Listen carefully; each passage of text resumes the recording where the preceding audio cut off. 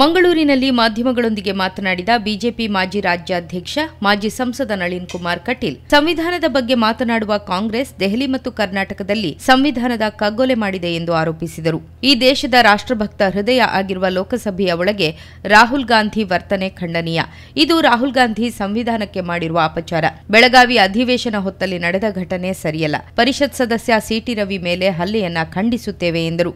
ವಿಧಾನಸಭೆಯ ಒಳಗಿನ ಎಲ್ಲಾ ಚರ್ಚೆಗಳು ಸಭಾಪತಿಗಳ ಅಂಗಳದಲ್ಲಿದೆ.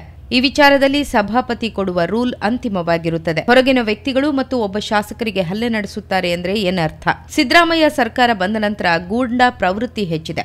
ಕಾಂಗ್ರೆಸ್ನ ಗೂಂಡಾಗಳಿಗೆ ಧೈರ್ಯ ಹೆಚ್ಚಾಗಿದೆ. ಭಯೋತ್ಪಾದಕರಿಗೂ ಧೈರ್ಯ ಬಂದಿದೆ. ಕಾಂಗ್ರೆಸ್ ದ್ವೇಷದ ರಾಜಕಾರಣ ಮಾಡುತ್ತಿದೆ. ಸಭಾಪತಿ ಹೇಳದೆ ಕಾನೂನಾತ್ಮಕವಾಗಿ ಬಂಧಿಸುವ ಹಕ್ಕಿಲ್ಲ. ಪ್ರಕರಣ ದಾಖಲಿಸಿದ್ರೂ ನೋಟಿಸ್ ಕೊಡುವ ಬದಲು ಬಂಧಿಸಲಾಗಿದೆ. ಬಿಜೆಪಿ ಇದನ್ನು ಗಂಭೀರವಾಗಿ ಪರಿಗಣಿಸಿದೆ. ವಿನಯ್ ಕುಲಕರ್ಣಿ ಮೇಲೆ ರೇಪ್ ಕೇಸ್ ಇದೆ, ಮಹಿಳೆ ದೂರು ಕೊಟ್ಟಿದ್ದಾರೆ. ಆದರೆ ವಿನಯ್ ಕುಲಕರ್ಣಿ ಬಂಧನ ಯಾಕೆ ಆಗಿಲ್ಲ ಎಂದು ಪ್ರಶ್ನಿಸಿದರು. 1.5 ವರ್ಷಗಳಲ್ಲಿ ಈ ರಾಜ್ಯದಲ್ಲಿ ಯಾವುದೇ ಅಭಿವೃದ್ಧಿ ಕಾರ್ಯಗಳು ನಡೆದಿಲ್ಲ. ಯಾವುದೇ ಕೊಲೆಗಳು, ಇಂತಹ ಕೃತ್ಯಗಳು ನಡೆದ ಘಟನೆಗಳನ್ನು, ಆರೋಪಿಗಳನ್ನು ಬಂಧಿಸುವಲ್ಲಿ ಈ ಸರ್ಕಾರ ವಿಫಲ ಆಗಿದೆ.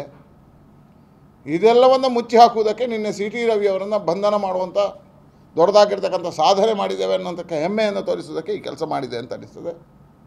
ಒಬ್ಬ ಜನಪ್ರತಿನಿಧಿಯ ಮೇಲೆ ಈ ರೀತಿಯ ಬಂಧನ, ಅವರನ್ನು ನಡೆಸ್ಕೊಂಡ ರೀತಿ ಖಂಡನೀಯ. ಭಾರತೀಯ ಜನತಾ ಪಾರ್ಟಿ ಇದನ್ನು ಗಂಭೀರವಾಗಿ ತಗೋಬೇಕು. ಮತ್ತು ನಿನ್ನೆ ಅಲ್ಲಿ ನಡೆದಿರ್ತಕ್ಕಂಥ ಹಲ್ಲೆಯಲ್ಲಿ ಆರೋಪಿಗಳು ಯಾರ್ಯಾರಿದ್ದಾರೆ ಅವರನ್ನು ಇನ್ನೂ ಬಂಧಿಸಿದ ಘಟನೆಗಳು ಕಾಣ್ತಾ ಇಲ್ಲ. ಸಿಟಿ ರವಿ ಅವರು ಲಕ್ಷ್ಮೀ ಹೆಬ್ಬಾಳ್ಕರ್ ಮೇಲೆ ದೂರು ಕೊಟ್ಟಿದ್ದಾರೆ. ಆ ದೂರು ಏನಾಗಿದೆ ಗೊತ್ತಾಗಿಲ್ಲ. ವಿನಯ್ ಕುಲಕರ್ಣಿ ಮೇಲೆ ಕೇಸಿದೆ. ಯಾಕೆ ಈ ರೀತಿ ವಿನಯ್ ಕುಲಕರ್ಣಿಯನ್ನು ಬಂಧನ ಮಾಡಿಲ್ಲ? ಮಹಿಳೆಯ ಕೇಸ್ ಕೊಟ್ಟಿದ್ದಾರೆ, ರೇಪ್ ಕೇಸ್ ಇದೆ.